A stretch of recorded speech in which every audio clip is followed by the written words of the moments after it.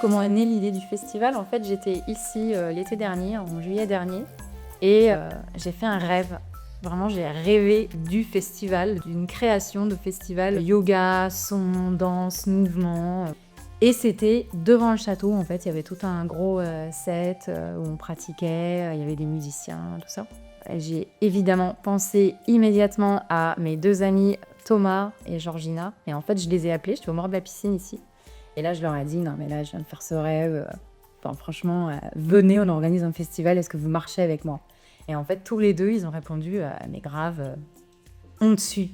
Et pour les intervenants, j'ai immédiatement imaginé vraiment certaines personnes pour nous suivre dans le projet. Ils ont quasiment tous répondu présent à l'appel, donc je suis hyper contente parce qu'on a vraiment l'équipe espérée.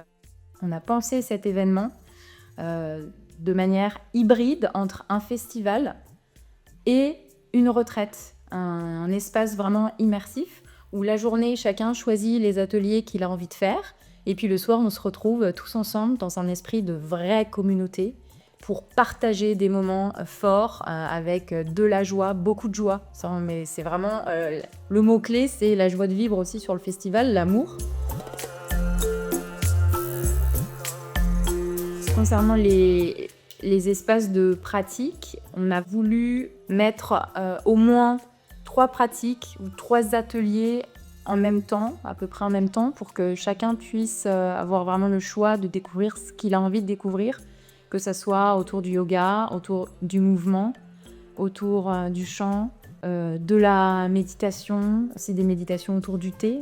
Et l'idée, c'était vraiment d'avoir plein d'espaces assez différents, intérieurs, extérieurs, dans des espaces aussi semi-ouverts, pour que les gens viennent se déposer, expérimenter. C'est vraiment là une invitation à venir découvrir, essayer de nouvelles pratiques qui seront parfois plus individuelles et parfois qui seront vraiment en groupe, avec tout un esprit de communauté, pour vraiment ouvrir des dimensions de transformation hyper profondes. C'est une opportunité pour prendre du temps pour soi, pour découvrir des pratiques qui sont toutes complémentaires les unes avec les autres. Et aussi de rencontrer des pratiques et des intervenants qui sont internationaux, qui vont proposer des choses qui ne sont pas vues et revues, à savoir les Circle Songs par exemple, que Lynn va proposer.